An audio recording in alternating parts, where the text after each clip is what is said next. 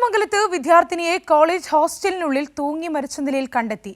നെല്ലിക്കുഴി ഇന്ദിരാഗാന്ധി കോളേജിലെ BBA ഒന്നാം വർഷ വിദ്യാർത്ഥിനിയായ ഇടുക്കി മാങ്കുളം സ്വദേശിനി നന്ദന ഹരിയാണ് മരിച്ചത്. മകളുടെ മരണത്തിൽ ദുരൂഹതയുണ്ടെന്നും വിശദമായ അന്വേഷണം നടത്തണമെന്നും നന്ദനയുടെ പിതാവ് ഹരി ആവശ്യപ്പെട്ടു. ഞായറാഴ്ച രാവിലെയാണ് 19-കാരിയായ നന്ദനയെ കോളേജ് ഹോസ്റ്റൽ റൂമിനുള്ളിൽ ഫാനിൽ കെട്ടിത്തൂങ്ങി മരിച്ച നിലയിൽ കണ്ടെത്തിയത്. അവധി ദിവസമായിരുന്നതിനാൽ മിക്ക കുട്ടികളും വീട്ടിലേക്ക് പോയിരുന്നു. തൊട്ടടുത്ത മുറിയിലെ സുഹൃത്ത് പ്രഭാത ഭക്ഷണം കഴിക്കാനായി നന്ദനയുടെ മുറിയുടെ വാതിലിൽ തട്ടി വിളിച്ചെങ്കിലും തുറന്നില്ല. പിന്നീട് ജനലിലൂടെ നോക്കിയപ്പോഴാണ് തൂങ്ങി നിൽക്കുന്നത് കണ്ടത്. ഉടൻ കോളേജ് അധികൃതരെയും പോലീസിലും വിവരമറിയിക്കുകയായിരുന്നു. പോലീസ് എത്തി വാതിൽ പൊളിച്ചാണ് അകത്ത് കയറിയത്. വെള്ളിയാഴ്ചയാണ് മകൾ അവസാനമായി വീട്ടിലേക്ക് വിളിച്ചതെന്നും മകൾക്ക് എന്താണ് സംഭവിച്ചതെന്ന് സമഗ്രമായി അന്വേഷിക്കണമെന്നും പിതാവ് ഹരി ആവശ്യപ്പെട്ടു.